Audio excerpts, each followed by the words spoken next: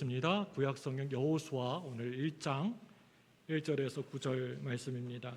제가 가지고 있는 성경 구약성경 319쪽쯤에 있습니다.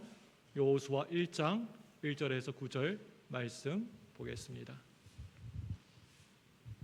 한 절씩 교독하도록 하겠습니다. 제가 1절 먼저 읽습니다. 여호와의 종 모세가 죽은 후에 여호와께서 모세의 수종자 눈의 아들 여호수아에게 말씀하여 이르시되 내 종 모세가 죽었으니 이제 너는 이 모든 백성과 더불어 일어나 이 요단을 건너 내가 그들 곧 이스라엘 자손에게 주는 그 땅으로 가라. 내가 모세에게 말한 바와 같이 너의 발바닥으로 밟는 곳은 모두 내가 너희에게 주었노니 곧 광야와 이 레바논에서부터 큰 강 곧 유브라데 강까지 해쪽 속의 온 땅과 또 해지는 쪽 대해까지 너희의 영토가 되리라. 내 평생에 너를 능히 대적할 자가 없으리니 내가 모세와 함께 있었던 것 같이 너와 함께 있을 것임이니라. 내가 너를 떠나지 아니하며 바라지 아니하리니 강하고 담대하라. 너는 내가 그들의 조상에게 맹세하여 그들에게 주리라 한 땅을 이 백성에게 차지하게 하리라. 오직 강하고 극히 담대하여 나의 종 모세가 내게 명령한 그 율법을 다 지켜 행하고 우로나 좌로나 치우치지 말라. 그리하면 어디로 가든지 형통하리니 이 율법책을 내 입에서 떠나지 말게 하며 주야로 그것을 묵상하며 그 안에 기록된 대로 다 지켜 행하라. 그리하면 내 길이 평탄하게 될 것이며 네가 형통하리라. 같이 읽습니다. 내가 내게 명령한 것이 아니냐. 강하고 담대하라. 두려워하지 말며 놀라지 말라. 네가 어디로 가든지 네 하나님 여호와가 너와 함께 하느니라 하시니라. 아멘. 할렐루야. 우리 옆에 사람 얼굴 바라보시고 눈을 바라보시고 인사하겠습니다. 참 잘 나오셨습니다. 앞뒤로 인사하겠습니다. 은혜 많이 받으세요. 예, 우리 사랑합니다. 축복합니다. 예, 한번 껴안아 주세요. 예. 뭐 거시기 한 사이면 안아주세요. 네네, 감사합니다. 예, 반갑습니다. 예, 참 잘 나오신 여러분에게 하나님의 은혜와 사랑과 축복이 임하시기를 축복합니다. 예. 구약에 처음에 나오는 성경이 있어요. 여러분 아시죠? 창세기, 출애굽기, 레위기, 민수기, 신명기를 여러분 뭐라고 하나요? 모세오경이라 이렇게 얘기를 하죠. 예. 이 모세오경의 주인공이 있다면 이 주인공이 누구일까요? 그 모세오경에 다 들어있어요. 그 정답이. 주인공이 누구일까요? 예, 모세라고 할 수가 있습니다. 예, 다른 사람의 얘기예요. 뭐 다윗 뭐 이런 얘기. 그리고 곧바로 이어지는 여호수아서의 주인공은 여호수아서의 주인공은 또 누구일까요? 솔로몬? 네, 여호수아입니다. 여호수아의 주인공은 여호수아입니다. 이제 모세에서 여호수아로 그 주인공이 이렇게 바뀌어지면서 구약은 이 여호수아서에서 전환점을 터닝 포인트를 맞이하게 됩니다. 그런데 신약에서는 그 주인공이 예수님에게서 사도들에게로 바뀌어지면서 이제 사복음서에서 사도행전으로 터닝 포인트를 맞이하게 됩니다. 오늘 저와 여러분들은 구약의 전환점 터닝 포인트라고 할 수 있는 여호수아를 함께 살펴보고자 합니다. 모세오경을 율법서라고 한다면 여호수아서는 역사서라고 할 수가 있습니다. 모세오경을 뭐라고요? 율법서. 그리고 여호수아서는 역사서로 구분할 수가 있습니다. 여러분들이 잘 알고 계시는 것처럼 룻기, 사무엘상하, 열왕기상하, 역대상하를 거쳐서 에스더까지 이어지는 역사서 이야기가 바로 이 여호수아에서부터 시작됩니다. 여호수아서는 이스라엘 백성들이 애굽에서 나와 430년 동안 애굽에서 종살이하고 출애굽을 한 후에 가나안 땅을 정복하는 과정에서 벌어지게 되는 전쟁에 대한 이야기를 하고 있습니다.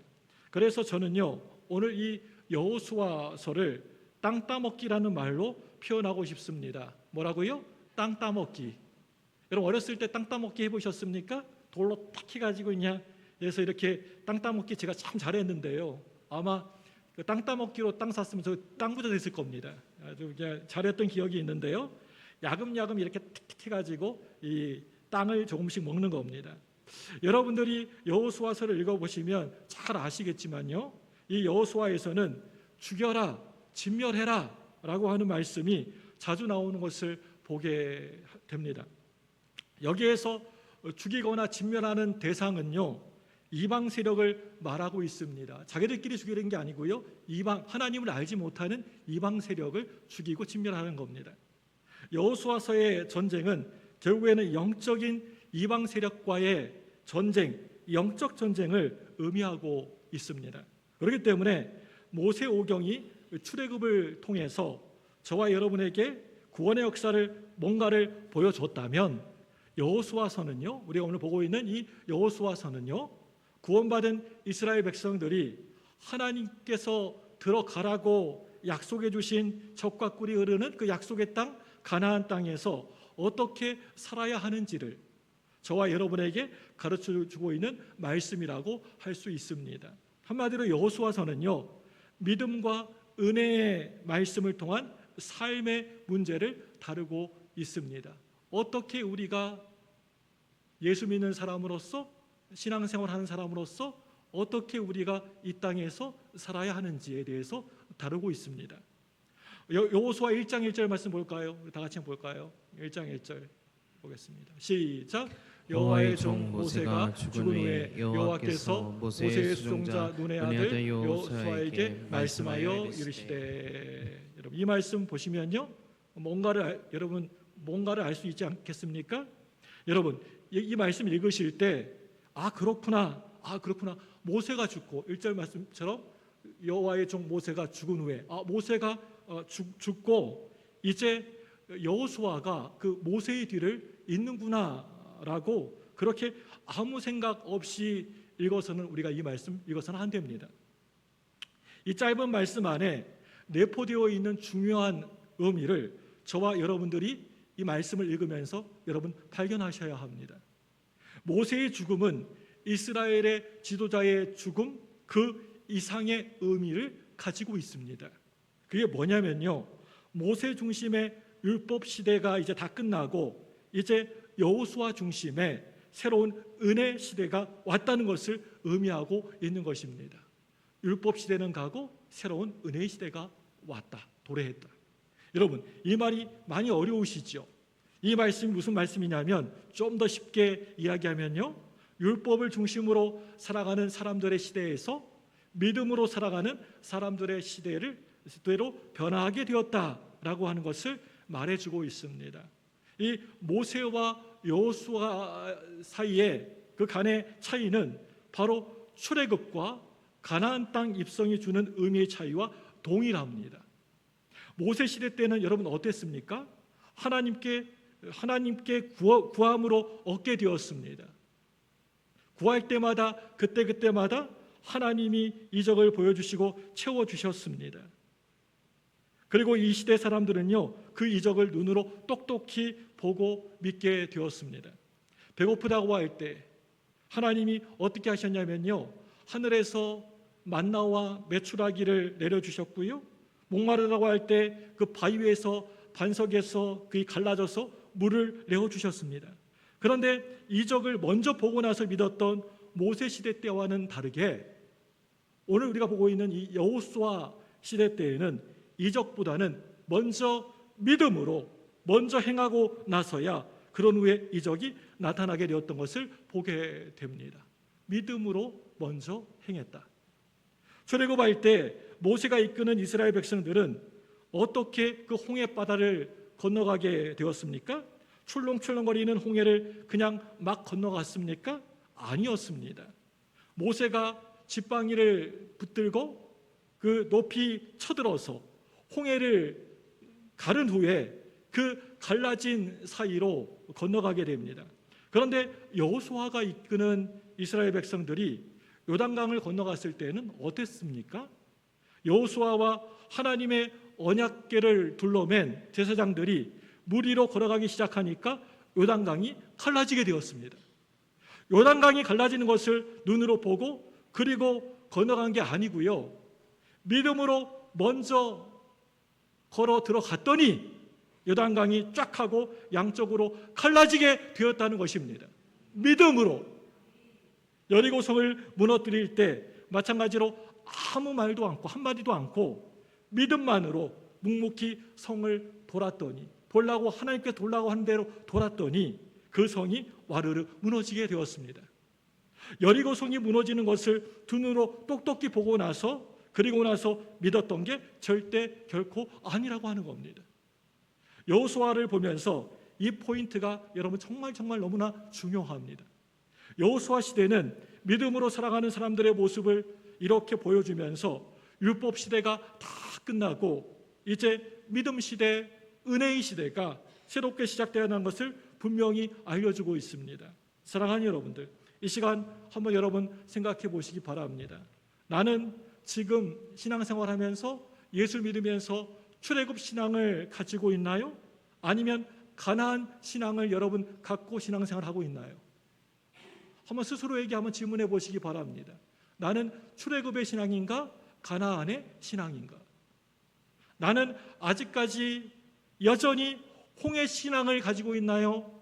아니면 요단강 신앙을 가지고 있나요? 홍해 신앙과 요단강 신앙. 이 시간 사랑하는 성도님들 모두 영적으로 성숙해지기를 축복합니다. 그저 눈에 보이는 체험에만 이끌리지 마시고요. 겉으로 드러나 보이는 껍데기만 보고 판단하지 마시고요. 그 안에 숨겨진 보물을 발견하시기를 축복합니다. 그리고 성숙된 예수 잘 믿는 신앙인으로서 새롭게 시작하시는 저와 여러분 되시기를 주님의 이름으로 축복합니다. 오늘 말씀 보시면요, 이제 이스라엘 백성들은요 여호수아와 함께 이 여호수아의 인도와 지도를 받으면서 새롭게 시작하게 되었습니다. 그런데 여러분, 여호수아 바로 그 직전에 이전의 지도자가 누구였나요? 모세죠. 수많은 이스라엘 백성들을 애굽에서 이끌어 나온 바로 큰별 모세였습니다. 그 후계자인 여호수아는 얼마나 걱정이 되고 두려웠을까요? 민족의 대지도자였던 모세 뒤를 잇는 이 여호수아의 심정을 여러분 읽어보셨습니까? 그 마음이 과연 어땠을까? 모세 너무나 유명하고 대단한 사람이었습니다.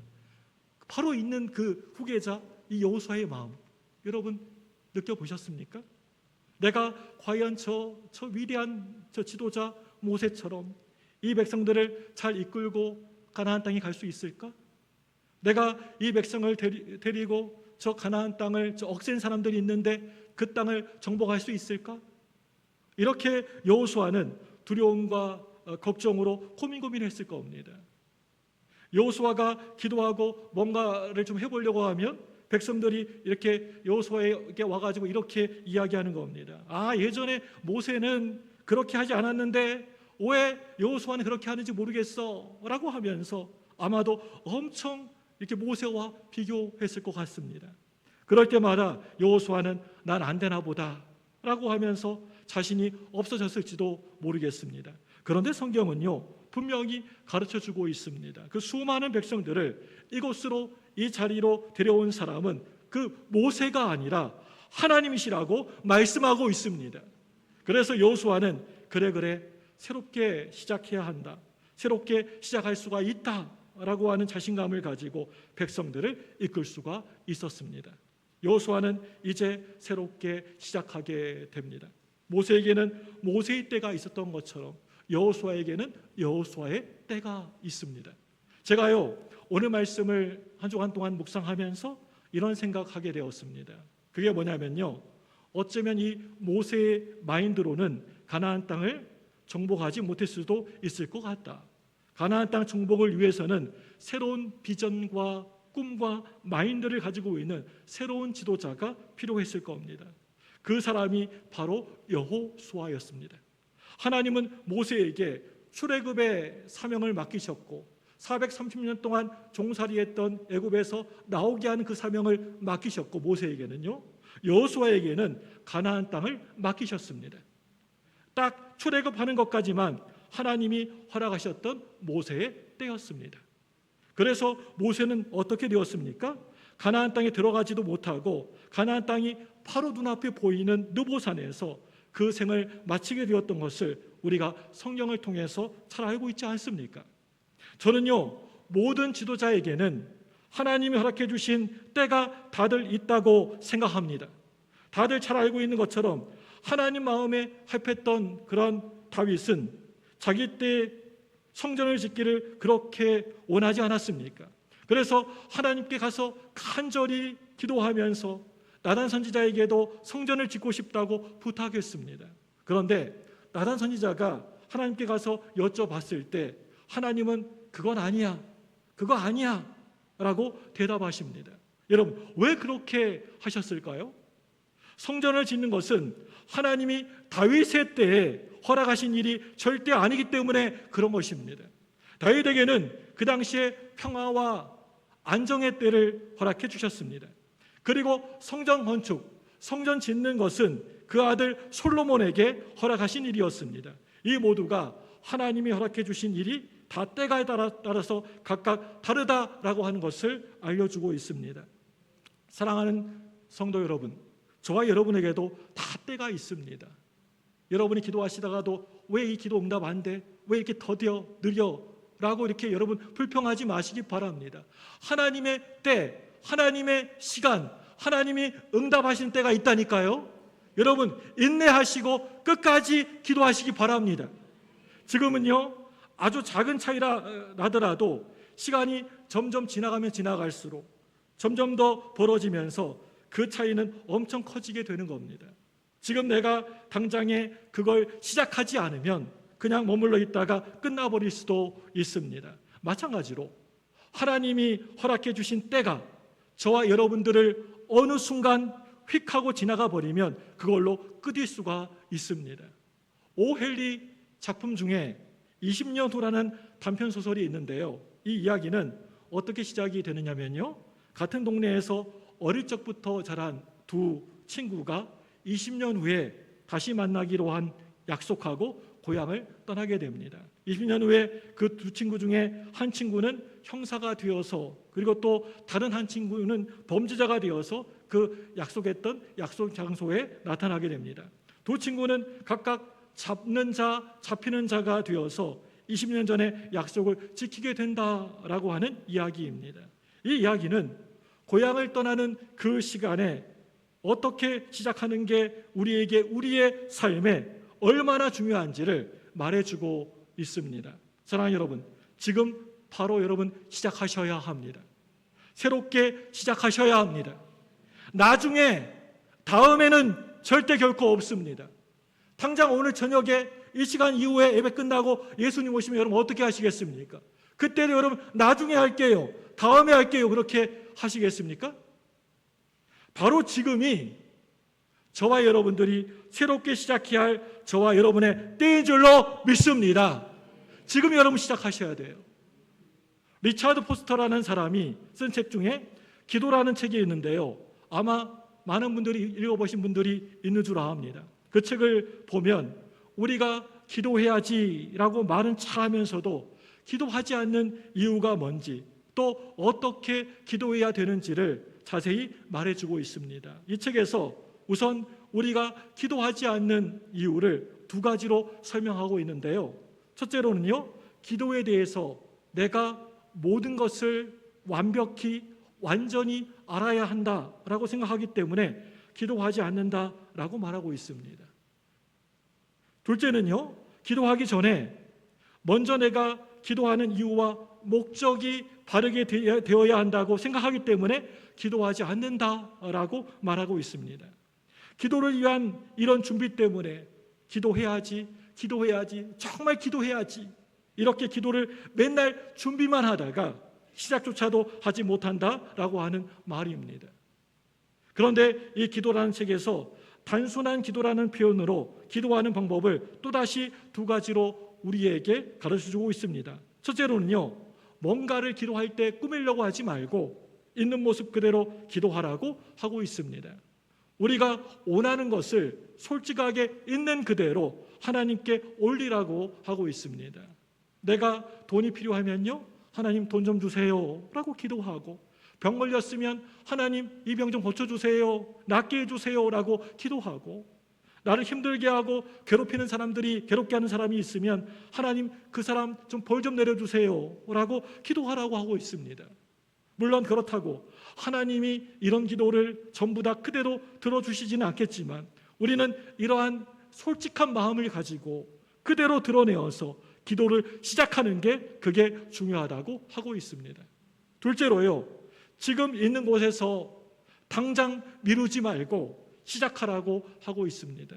나중에 시간이 되면, 여건이 되면, 상황이 되면, 그리고 마음을 준비하고 나서 그런 다음에 기도하겠다고 하는 게 아니고 지금 바로 이 자리에서 기도를 시작하는 게 중요합니다.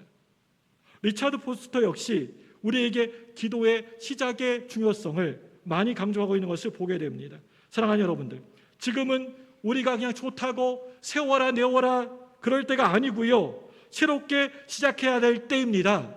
저와 여러분들의 영적 업그레이드가 되어져야 할 때입니다. 우리의 영적 성장을 위해서 새로운 색깔을 저와 여러분들이 갈아입을 때입니다.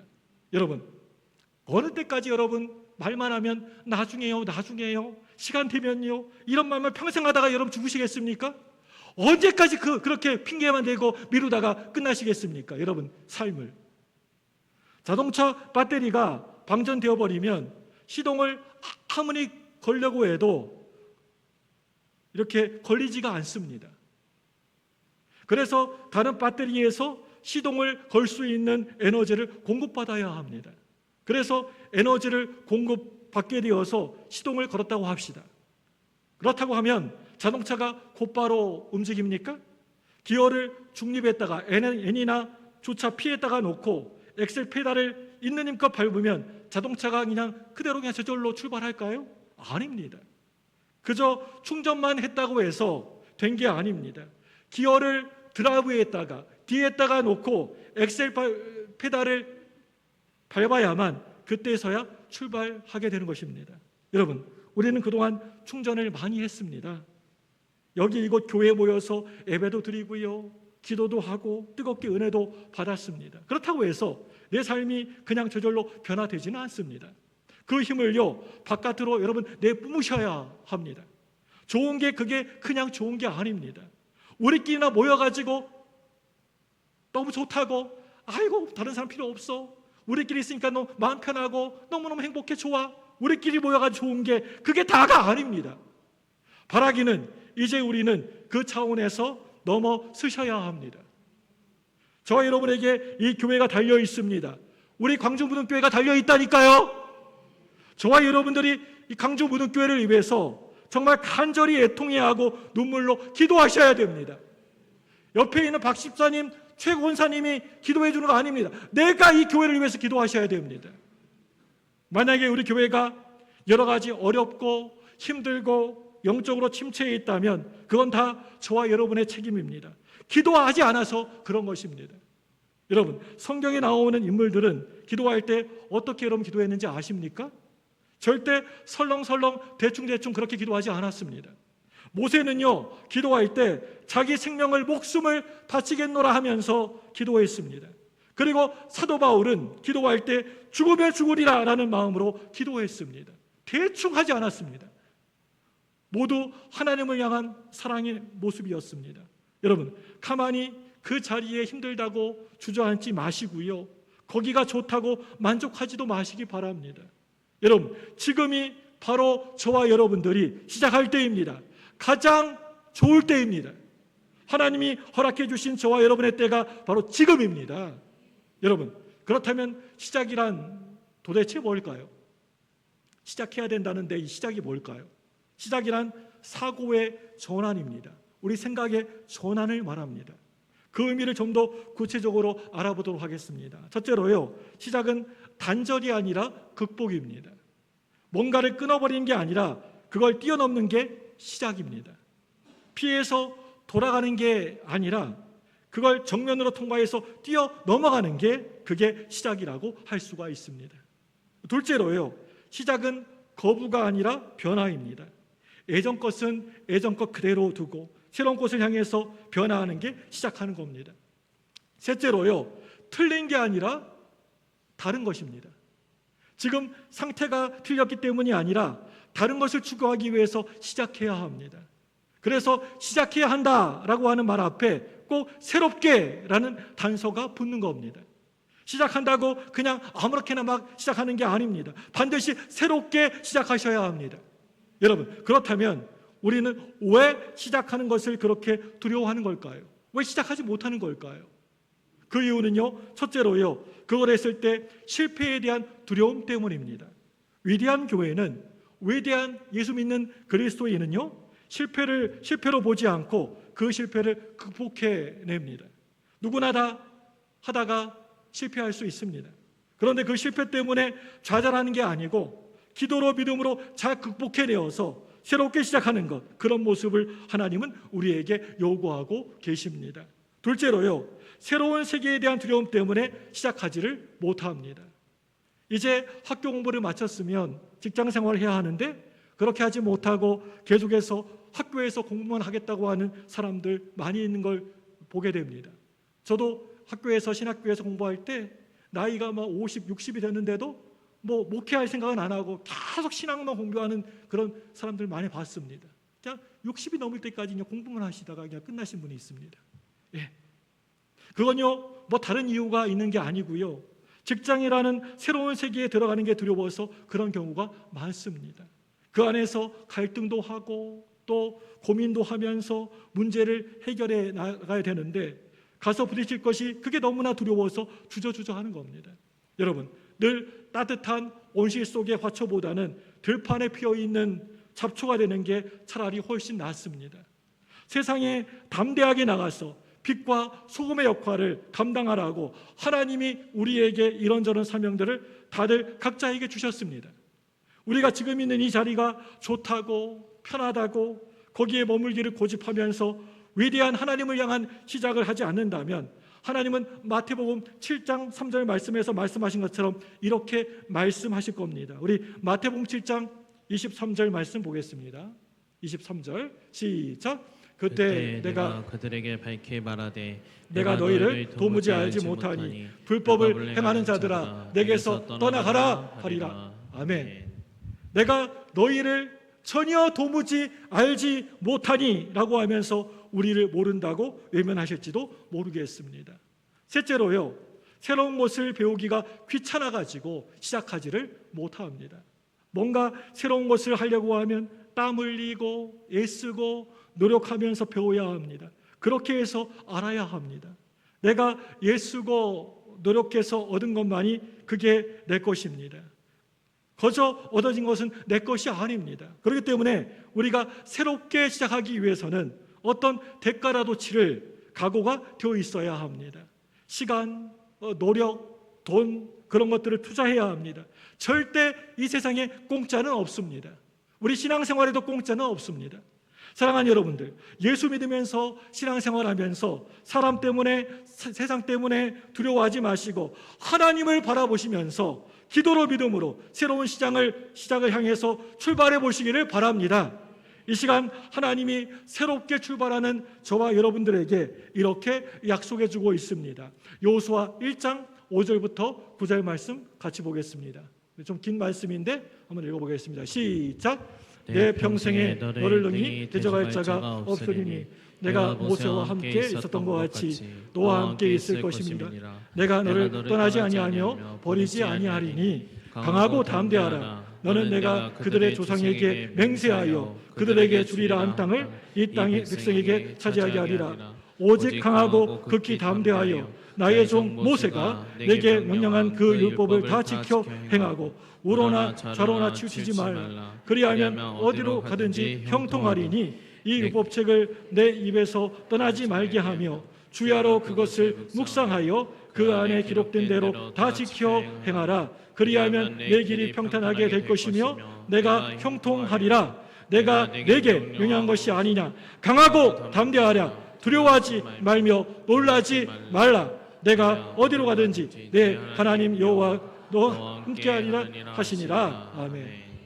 여러분, 이 말씀에요, 너라는 말이 참 많이 나오는데요, 우리 5절부터 9절까지 이 너라는 말 대신에요, 여러분의 이름을 넣어가지고 한번 바꾸어서 다시 한번 읽어보도록 하겠습니다. 우리 1절부터 한번 조금 다시 한번 보여주세요. 네, 1절부터. 너 그쪽에 다 여러분 이름 쓰셔야 돼요. 예, 자, 시작. 성진이 평생에 성진을 그만 NG. 누가 성진이라고 그래요? 자기 이름 넣으라니까요. 자, 내 이름 함부로 하지 마세요. 자, 여러분 이름 넣으세요. 자, 본인 이름. 자, 내 동생 자기 이름 넣어가지고 시작. 성진 평생에 성진을 능히 대적할 자가 없으니 내가 모세와 함께 있었던 것 같이 성진과 함께 있을 것임이라. 내가 성진이를 떠나지 아니하며 버리지 아니하리니 강하고 담대하라. 성진이는 내가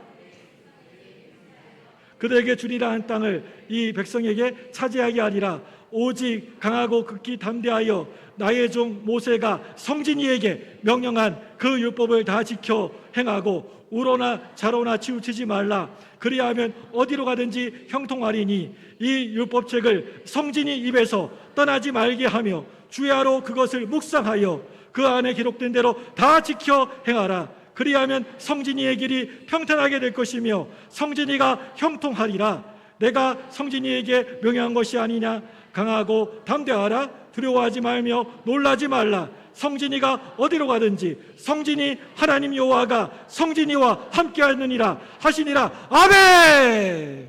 여러분, 아멘. 여러분이 시인하시고 여러분 고백하시기 바랍니다. 예.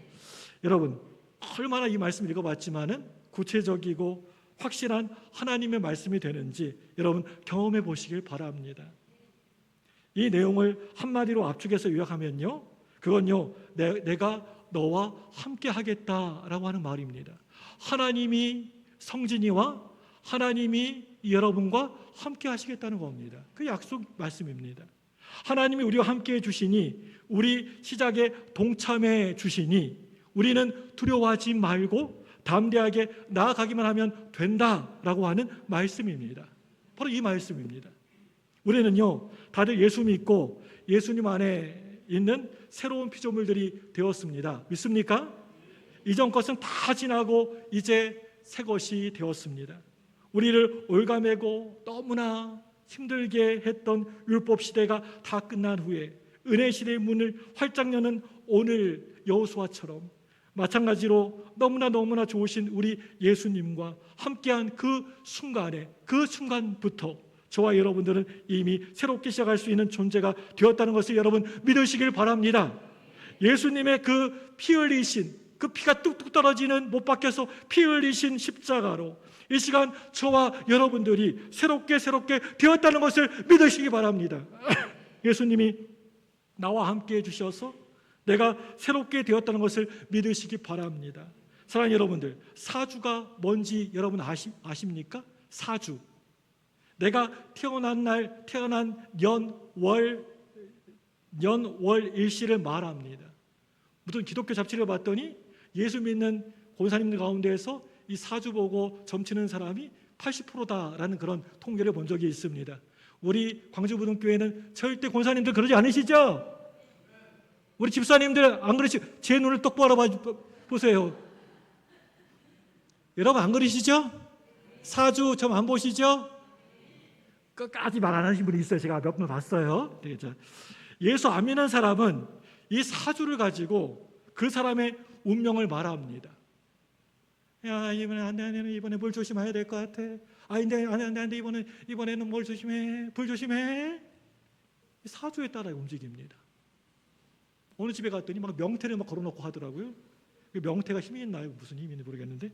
그런데 예수 그리스도의 십자가로 이런 사주는 우리 예수 믿는 그리스도인에게 아무런 의미가 없는 줄로 믿습니다. 우리 모두는 사주를 뛰어넘은 믿음의 사람들입니다. 여러분, 우리는 새롭게 시작하셔야 돼요. 맨날 옛날 것이 좋다고 지금이 좋사오니 그냥 거기에 머물러 있으면 안 됩니다. 여러분, 새롭게 시작하셔야 돼요. 지금 바로 시작하셔야 합니다. 하나님은 새롭게 시작하라고 우리에게 요구하고 계십니다. 여러분, 새롭게 시작한다는 이 말, 이게 어떤 것입니까? 그건요, 그동안의 나의 관점과 나의 생각과 방법을 이제 예수님의 관점으로, 예수님의 생각으로, 예수님의 방법으로 확 바꾸는 것입니다. 다른 게 아니라 모든 것을 다 주님께 맡겨버리고 주님이 원하신 대로, 뜻하시는 대로 시작하는 게 새롭게 시작하는 겁니다. 여러분, 나중으로 뒤로 미루지 마시고요, 하나님께 열심히 기도하시기 바랍니다. 연초에는 새벽 기도에 엄청 많이 나오십니다. 그러다가 한 달 지나면 거의 전멸입니다. 그냥 맨날 하셨던 분만 한 서너 명씩 나오십니다. 여러분, 열심히 기도하셔야 돼요. 여러분, 기도하지 않고는 여러분이 살아갈 수 없습니다. 이 상황이, 이 세상이. 기도의 종들 되시기 바랍니다. 우리 교회에서 기도하는 소리가 끊어지지 않기를 바랍니다. 일하는 것보다요, 하나님 만나는 게 우선이에요. 일보다 기도가, 예배가 더 먼저입니다. 여러분, 하나님의 일, 예배 드리는 것을 알바하는 것처럼 하지 마십시오. 우리 딸 보니까 알바에 목숨 걸었더라고요. 내가 너 평생 할 것도 아닌데 그거 대충 해라 그러는데도 알바에 목숨을 걸더라고요. 여러분, 예배가 알바입니까? 여러분 본 일이 뭡니까? 예배 드리는 일이라니까요. 여러분, 너무 다른 일, 사역에 너무 집중하지 마세요. 여러분, 너무 여러분이 거기에 매이지 마시기 바랍니다. 그것보다도, 일보다도 예배가 우선이고 기도가 우선입니다. 하나님 만나는 시간이 우리에게 있어야 합니다. 그냥 분주한 사람이 있어요.